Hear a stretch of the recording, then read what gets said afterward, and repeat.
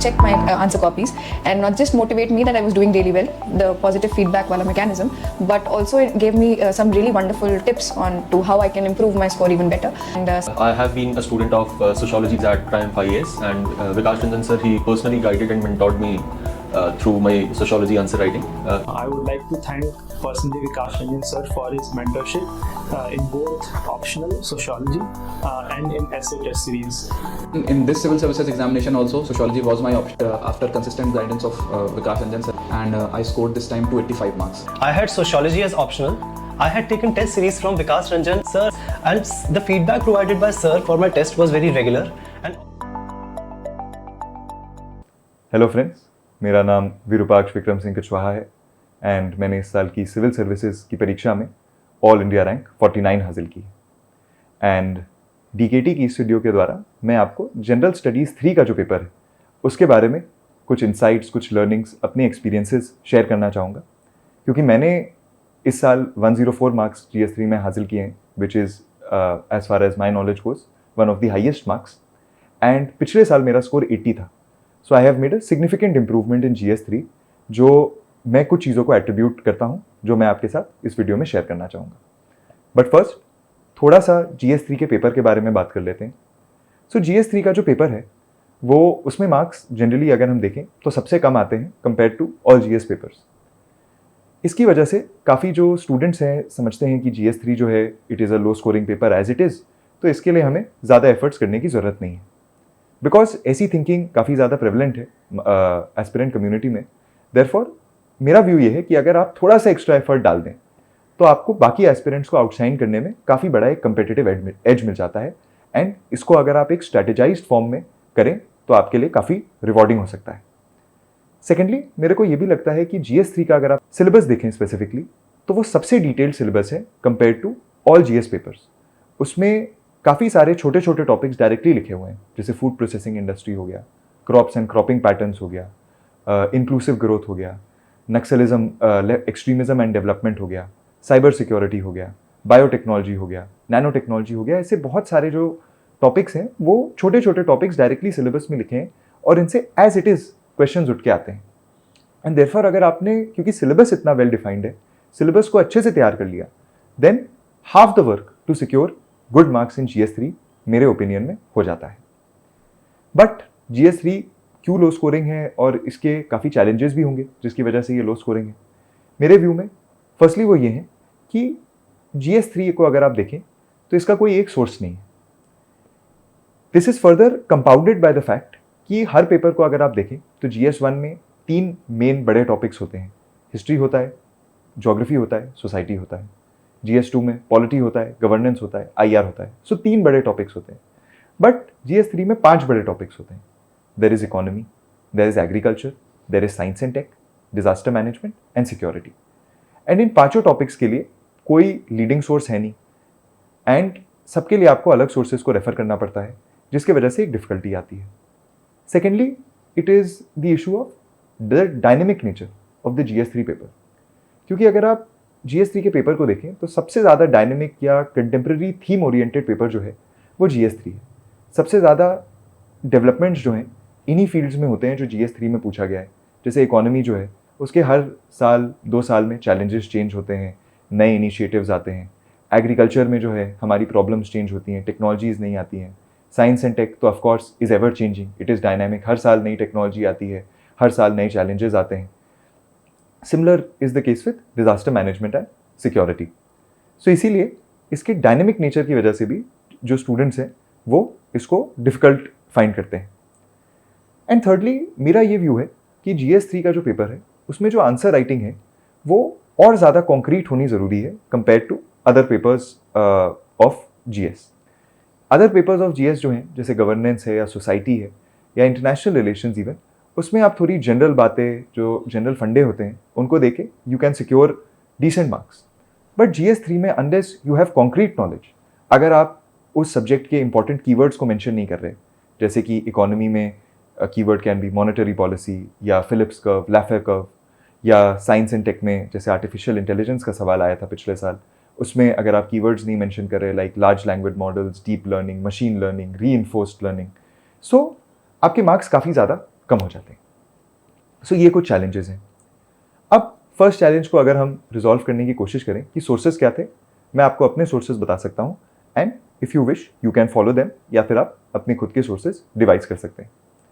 For economy मैंने Mrinal sir हैं Unacademy के, उनकी लेक्चर सीरीज़ देखी थी जिन्होंने काफ़ी अच्छे से conceptual understanding about monetary policy, fiscal policy, trade policy, infrastructure मेरे लिए क्रिएट कर दी।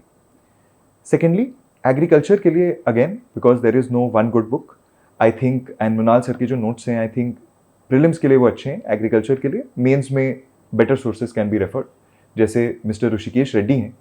सो टॉपर नोट्स जो हैं मैंने काफ़ी ज़्यादा रेफ़र किए हैं GS3 में, क्योंकि टॉपर्स ने जो प्रीवियस ईयर के हैं उन्होंने ये काम किया है कि GS3 के topics because they are not compiled at one source, उन्होंने अलग अलग चीज़ें पढ़ी, उन्होंने NCERTs पढ़ी, उन्होंने योजना कुरुक्षेत्र पढ़ी, उन्होंने एडिटोरियल्स पढ़े और उस सारी इन्फॉर्मेशन को टॉपिक वाइज फॉर्मेट में एक जगह कंपाइल कर दिया।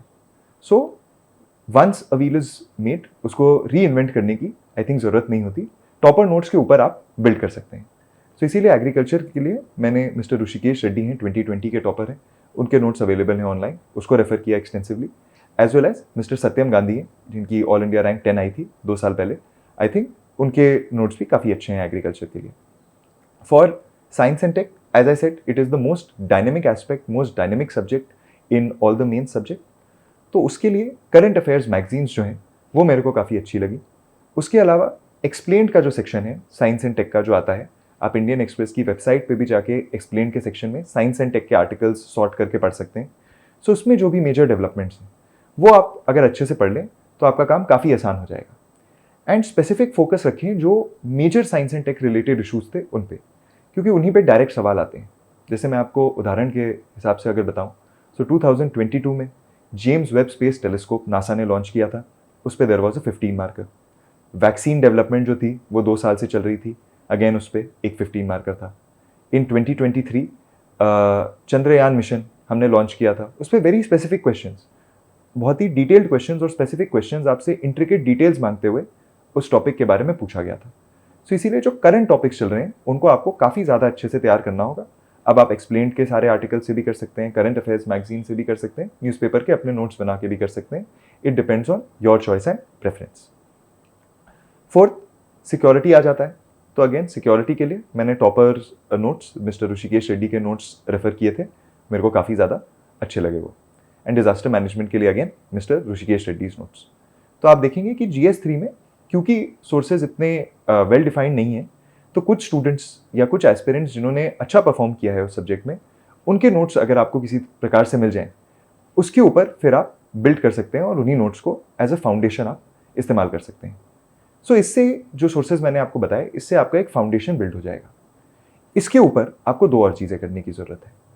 Firstly I think as I said newspaper की डेली रीडिंग, एंड यहाँ पे आपको न्यूज़पेपर से जो कंटेंट है वो बोरो करना पड़ेगा, स्पेसिफिकली एक्सप्लेन पेज से जो साइंस एंड टेक का आता है, and current affairs magazines to go along with it. उसके अलावा आई फाउंड कि टेस्ट सीरीज़ के जो सोल्यूशंस होते हैं स्पेसिफिकली फॉर GS3 वो काफ़ी हेल्पफुल होते हैं।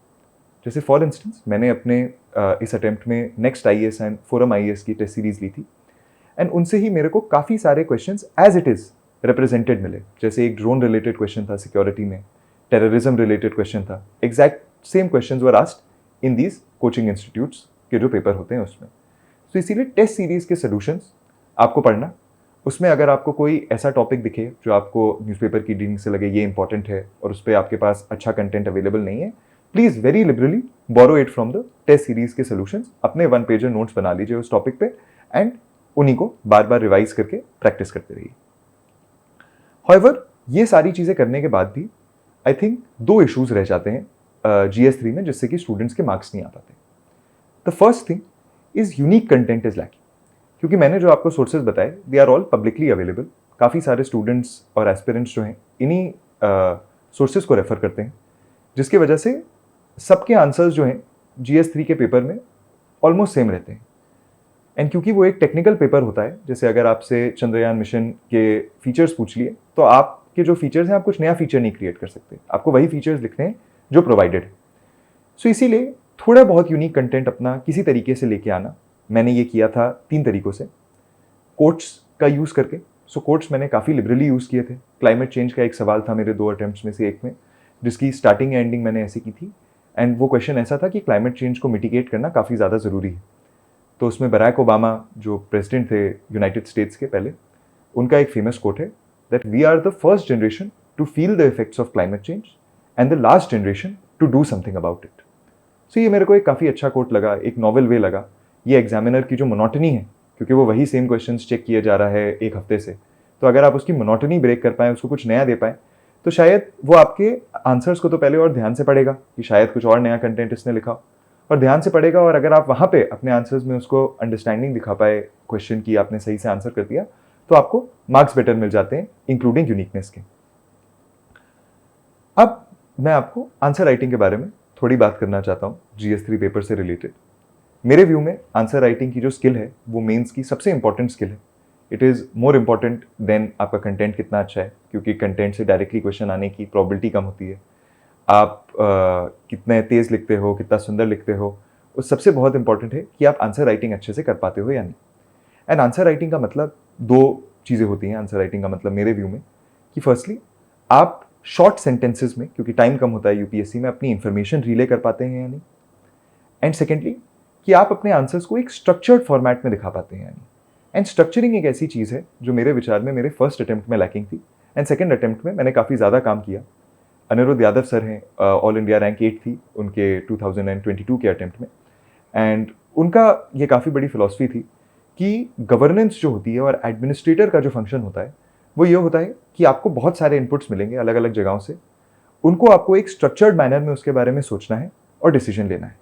And therefore having a structured thought process is a pre requisite for being a good administrator.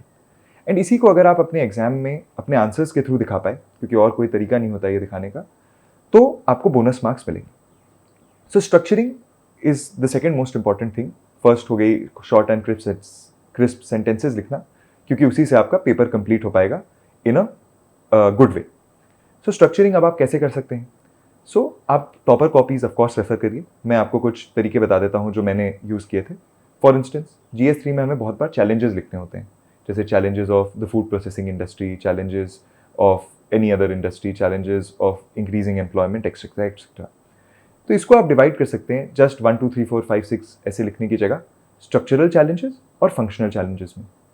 अब ये आपको एग्जामिनर को दिखाता है कि आप कॉन्सेप्ट को कितने अच्छे से समझ चुके हैं कि आप चैलेंजेस डायरेक्टली नहीं लिख रहे, आप लिख रहे हैं कि स्ट्रक्चरल चैलेंजेस क्या हैं, जिनको रिजॉल्व करने के लिए हमें स्ट्रक्चरल चेंजेस लाने होंगे जो शायद लॉन्ग टर्म चेंजेस में आ पाएंगे।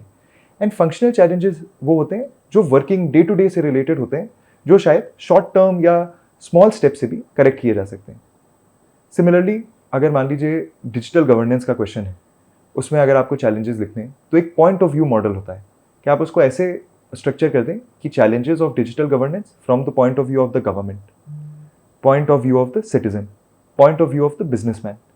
तो ऐसे तरीके से आप 2 3 3 पॉइंट्स अगर लिखें तो आपके स्ट्रक्चरिंग की वजह से आपका थॉट प्रोसेस भी दिखता है कि वो काफ़ी क्लियर है फर्स्टली, एंड सेकेंडली एग्जामिनर को ये भी ध्यान में आता है कि आप किसी भी टॉपिक को बड़े स्ट्रक्चर्ड तरीके से पढ़ते हैं और आप फ्यूचर में भी ऐसा ही करेंगे। सो ये मेरी फर्स्ट लर्निंग थी आंसर राइटिंग के बारे में कि आपको स्ट्रक्चरिंग करनी चाहिए। सेकेंडली मेरी ये लर्निंग थी कि द नंबर ऑफ पॉइंट्स जो आप GS3 में लिख रहे हैं वो ज़्यादा होनी चाहिए compare to other GS papers. For instance मैं अपने फर्स्ट अटेम्प्ट में अगर 10 मार्कर है तो 6-7 पॉइंट्स लिखता था, अगर 15 मार्कर है तो 9-10 पॉइंट्स लिखता था। ये दो it was a good number of points, but मैंने ये रियलाइज़ किया काफ़ी सारे टॉपर्स को देखने के बाद कि the number of points should increase manifold. So इस बार मैंने ये कोशिश की कि 10 मार्कर में मैं एटलीस्ट 10+ पॉइंट्स लिखूंगा, 10 to 12 पॉइंट्स, एंड 15 मार्कर में 18 to 20 पॉइंट्स लिखूंगा। अब ये सवाल आता है कि इतने पॉइंट्स जनरेट कैसे होंगे। उसकी जो मेरे को सबसे अच्छा तरीका मिला वो था कि आप नंबर ऑफ सब हेडिंग्स जो हैं वो बढ़ा दें एक आंसर में। सो फॉर इंस्टेंस जनरली एक 10 मार्कर जो होता है वो चाहे तो एक बड़ा क्वेश्चन होता है या 2 छोटे क्वेश्चन होते हैं उसके अंदर। 15 मार्कर में चाहे तो 2 बड़े क्वेश्चन होते हैं या 3 छोटे क्वेश्चन होते हैं। So generally what we do is कि हम जितने क्वेश्चन पूछें उतनी ही सब हेडिंग्स बना देते हैं। लेकिन मैंने ये रूल डिवाइस किया कि मैं +1 करूंगा, जितनी क्वेश्चन में सब हेडिंग्स पूछी हैं उसके अलावा एक सब हेडिंग अपने मन से, वो चाहे वे फॉरवर्ड हो सकता है, सॉल्यूशंस हो सकता है, चैलेंजेस हो सकते हैं, कॉजेज हो सकते हैं, कोई भी चीज़। ऑफकोर्स जो चीज़ नहीं पूछी वो थोड़ी छोटी रहेगी, but it will add to the number of points. उसके अलावा मैंने यूनिकनेस से आपकी बात की कि यूनिकनेस आपको बढ़ानी होती है, कोट्स मैं आपको ऑलरेडी बता चुका हूँ। उसके अलावा best practices I think are extremely important. And अगर आप PYQs को अच्छे से देखें तो आप ये अंडरस्टैंड भी करेंगे कि there are certain topics in the GS3 syllabus जो हर 2 साल में रिपीट होते हैं। जैसे मैं आपको एग्जांपल दूं, नक्सलिज्म का सवाल हर 2 साल में रिपीट होता है, तो आपको पता चल सकता है कि इस साल नक्सलिज्म का सवाल आने वाला है। अगर आपको पहले से पता है ये चीज़, तो क्यों ना उसमें थोड़ा एक्स्ट्रा एफर्ट डाला जाए, उसकी 2-3 अच्छी बेस्ट प्रैक्टिसेस ली जाएँ। जैसे फॉर इंस्टेंस मैंने ये ढूंढा था कि एक अमेरिकन सिक्योरिटी एक्सपर्ट हैं, तो अफगानिस्तान की काउंटर इंसर्जेंसी में उन्होंने 80-20 प्रिंसिपल फाउंड, मतलब ही कॉइंड इट, जिसमें उन्होंने कहा कि किसी भी इंसर्जेंसी को हटाने के लिए 20% efforts should be on military use and 80% should be on development and winning the hearts and minds of the people of that area. क्योंकि अगर आप सिर्फ सिक्योरिटी पे फोकस करेंगे तो आप एक इंसर्जेंट को मार देंगे, बट उसकी जगह 2 या 3 और खड़े हो जाएंगे एंड सोसाइटी वहाँ की जो है उसमें एक जनरल डिसकंटेंट रहेगा आपके प्रति। वैसे ही अगर आप 20% बस सिक्योरिटी करें, बाकी डेवलपमेंट करें, वहाँ पे एम्प्लॉयमेंट प्रोवाइड करें, वहाँ के लोगों की इनकम्स को बढ़ाएं, वहाँ पे जो सोशल इश्यूज हैं उनको रिजॉल्व करें, so that is a much better way and a long term way of countering insurgency. So मेरे को पता था ये सवाल आने वाला है, इसीलिए मैंने डायरेक्टली ऐसे ढूंढा। कैसे आप ढूंढेंगे? आप ChatGPT, मैंने ये तरीका यूज़ किया था, ChatGPT से पूछ लीजिए कि what are some global best practices about countering insurgency, global best practices for regulating AI। ऐसे ही करके आप काफ़ी सारी बेस्ट प्रैक्टिसेस निकाल सकते हैं। एंड थर्डली, आप थोड़े यूनिक हेडिंग्स मेरे को लगा भी यूज़ कर सकते हैं GS3 में। ये मैंने अनिरुद्ध यादव सर से ही सीखा। उन्होंने एक क्वेश्चन आया था एग्रीकल्चर से रिलेटेड, जिसमें उन्होंने हाफ पेज तक सिर्फ एक केस स्टडी को समझाया कि ज़ीरो एक जगह है अरुणाचल प्रदेश में, वहाँ पे कैसे एक स्पेशल फॉर्म ऑफ एग्रीकल्चर होता है, एंड उस केस स्टडी से ही उन्होंने उस पूरे कॉन्सेप्ट को समझाया। एंड ये काफ़ी काउंटर इंटुइटिव चीज़ है, क्योंकि अगर आप कोचिंग इंस्टीट्यूट्स के पास जाएं, आप टेस्ट सीरीज लिखें, तो आपको कहते हैं कि क्वेश्चन को आंसर करो, दैट्स इट, कुछ भी अपना यूनिकनेस मत लिखो, directly just follow the heard. लेकिन अगर if you follow the heard, the logical conclusion is कि हर्ड जैसे ही फिर हर्ड का जो एवरेज स्कोर है वही आपका आएगा, जिस पे सिलेक्शन होना काफ़ी ज़्यादा टफ हो जाता है। सो इसीलिए कुछ यूनिक हेडिंग, जैसे मैंने इस साल ये किया था कि वे फॉरवर्ड सारे स्टूडेंट्स लिखते हैं, मैं एक यूनिक हेडिंग लिखता था केस स्टडीज एज सोल्यूशंस। तो मैं 1-2 केस स्टडीज लिख देता था, उनको एक्सप्लेन करता था, और फिर उनसे जो डिराइव नॉलेज है या लर्निंग है, उससे हम क्या सोल्यूशन डिराइव कर सकते हैं टू द प्रॉब्लम और the question that has been asked in the question, उसको मैं वैसे एड्रेस करता था। इसमें भी आप स्ट्रक्चरिंग कर सकते हैं। जैसे मैं केस स्टडीज जब लिखता था तो एक नेशनल लेवल की केस स्टडी लिख दी, एक इंटरनेशनल केस स्टडी लिख दी। So again this not only shows structuring, it shows your creativity, it shows your breadth of knowledge, कि आपको नेशनल चीज़ें भी पता हैं, आपको इंटरनेशनल चीज़ें भी पता हैं, which the examiner in my view will find impressive. And finally, GS3, as I had said at the start of the video, it has technical subjects. और उसमें अगर आप जनरल वोकेबलरी यूज़ करेंगे तो मार्क्स फेचिंग बिकम्स डिफिकल्ट। सो इसीलिए subject specific vocabulary होती है। जैसे इकोनॉमी में मैंने आपको बताया वेरियस कर्व्स होते हैं, Kuznets curve, Phillips curve, etcetera. Science and tech में AI के बारे में हमने बात की। सिक्योरिटी से रिलेटेड अपने टर्म्स होते हैं, एनवायरनमेंट से रिलेटेड अपने टर्म्स होते हैं। उन टर्म्स का यूसेज करना काफ़ी ज़्यादा ज़रूरी है, एंड उन टर्म्स से ही आप ये दर्शा पाते हैं कि आपके पास बोथ ब्रेथ ऑफ नॉलेज भी है, क्योंकि आप इतने सारे डाइवर्स डोमेन्स को आंसर कर रहे हैं, एज वेल एज आपके पास डेप्थ ऑफ नॉलेज भी है कि आप उस सब्जेक्ट से रिलेटेड सारे कीवर्ड्स जानते हैं, कॉन्सेप्ट जानते हैं, उस सब्जेक्ट से रिलेटेड जो पब्लिक इंटेलेक्चुअल्स हैं। जैसे कि इकोनॉमी के क्वेश्चन में कोट करना रघुराम राजन को, मिस्टर अजय शाह को, मिस्टर विजय केलकर को, सिक्योरिटी में NSA अजीत डोवाल को कोट करना, साइबर सिक्योरिटी में पवन दुग्गल हैं साइबर सिक्योरिटी एक्सपर्ट, उनको कोट करना, ये सब दिखाता है कि आपके पास एक डेप्थ ऑफ नॉलेज भी है, जो मेरे को लगता है काफ़ी आंसर्स में लैकिंग होती थी, क्योंकि मेरे भी फर्स्ट अटेम्प्ट में ये लैकिंग था और एक एवरेज स्कोर आया था। और इन्हीं को अगर आप इंप्रूव करें तो आप एवरेज से एक एक्सीलेंट स्कोर पे जा सकते हैं। सो क्विकली अगर मैं रिकैप कर दूं जो भी हमारी लर्निंग्स थी टू कंक्लूड दिस वीडियो, हमने देखा कि GS3 जनरली लोग उसको लो स्कोरिंग कंसिडर करते हैं, बट स्ट्रेटेजिक एफर्ट्स अगर आप डालें तो उसको भी काफ़ी हाई स्कोरिंग बनाया जा सकता है। जैसे मैंने 24 मार्क्स इंक्रीज़ किए अपने 2 अटेम्प्ट्स में। उसके हमने चैलेंजेस देखे कि सोर्सेज डाइवर्सिफाइड हैं, डायनेमिक नेचर है, एंड आंसर्स को कॉन्क्रीट होना चाहिए। इन सोर्सेज डायनेमिक हैं और सोर्सेज बहुत सारे हैं, इसको काउंटर करने की सिर्फ एक ही तरीका है, जो परिश्रम होता है कि आपको हार्डवर्क एक्स्ट्रा डालना पड़ेगा, आपको अलग अलग सोर्सेज पढ़ने होंगे, उनको आपको कॉम्प्लीमेंट करना होगा with current affairs, as well as आपको खुद से एफर्ट लेके थोड़ी चैट जीपीटी से पूछ के या गूगल करके बेस्ट प्रैक्टिसेस निकालनी होंगी, या अगर आपको कोई टॉपर नोट्स मिल जाए जहाँ पे ये अवेलेबल हैं। टॉपर नोट्स में इशू बस ये होता है कि वो सबके पास अवेलेबल है तो वो कंटेंट यूनिक नहीं रह जाता। तो यूनिक कंटेंट ढूंढने के लिए चैट जीपीटी, गूगल, इन सब का अगर आप प्रयोग करें तो ज़्यादा सही रहेगा। एंड फाइनली आंसर राइटिंग, जो मैंने कहा कि मेन स्किल होती है सारे जीएस में, GS3 में इवन ज़्यादा, उसमें भी अगर आप स्ट्रक्चरिंग पे फोकस करें, टॉपर्स, मैंने जैसे अनिरुद्ध यादव सर का बताया, मेरे भी आंसर कॉपीज़ अवेलेबल हैं, आप उनको देख सकते हैं स्ट्रक्चरिंग कैसे की जाए। सब्जेक्ट स्पेसिफिक कीवर्ड्स का काफ़ी ज़्यादा यूज़ करें, यूनिकनेस लाएं, यूनिकनेस केस स्टडीज से आएगा, कोट्स को लिबरली यूज़ करके आएगा। And do not hesitate to be creative, क्योंकि क्रिएटिविटी भी एक ऐसा एलिमेंट है जो मॉडर्न डे ब्यूरोक्रेट में चाहिए। क्योंकि आज की ब्यूरोक्रेसी जो है, आज की सिविल सर्विस जो है, it is not the 19th और 20th सेंचुरी सिविल सर्विस जो बस रूल्स एंड रेगुलेशंस के हिसाब से चल रही है। Now we need creative administrators. तो वो अगर आप अपने पेपर में दिखा पाए, वो भी काफ़ी ज़्यादा अच्छा होगा। एंड फाइनली कि आप नंबर ऑफ पॉइंट्स को इंक्रीज करना is a short way to increase your marks, वो भी करें। फाइनली DKT की टीम को thank you to allow me to bring my learnings and my experience with relevance, with reference to the GS3 paper to you all. Keep learning and all the best.